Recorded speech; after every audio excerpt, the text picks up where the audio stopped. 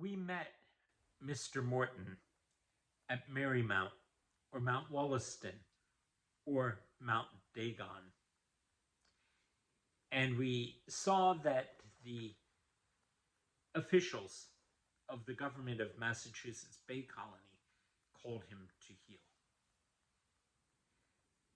But during the time that he was running amok, he and the other newly freed indentured servants,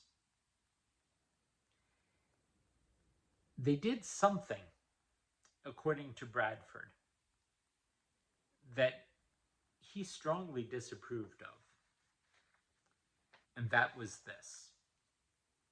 Not that he approved of anything they'd been doing, but he points this one out as well. Now, to maintain this riotous prodigality and profuse excess, Morton, thinking himself lawless, and hearing what gain the French and fishermen made by trading of pieces, powder, and shot to the Indians. Can you hear what's coming? He, as the head of this consortship, began the practice of the same in these parts. And first he taught them how to use them, to charge and discharge, and what proportion of powder to give the piece, according to the size or bigness of the same, and what shot should be used for fowl, and what for deer.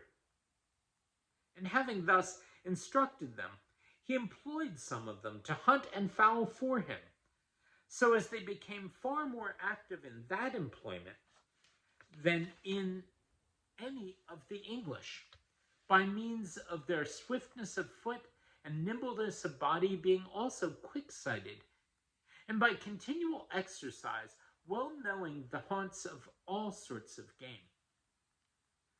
So, as when they saw the execution that a piece would do, and the benefit that might come by the same, they became mad, as it were, after them, and would not stick to give any price they could attain for them, accounting their bows and arrows but baubles in comparison of them.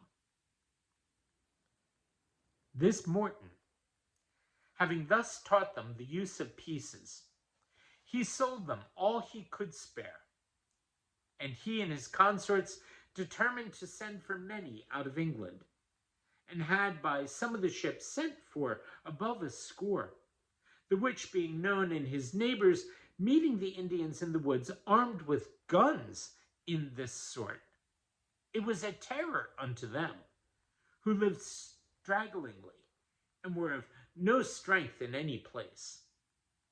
And other places, though more remote, saw this mischief would quietly spread over all if not prevented.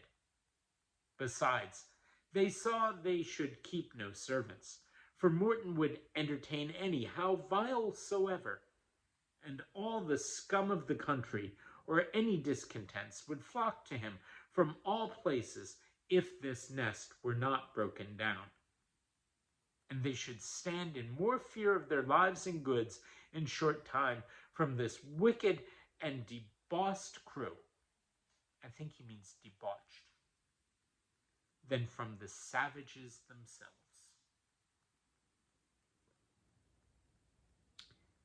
So what are they going to do about it? We'll hear that tomorrow.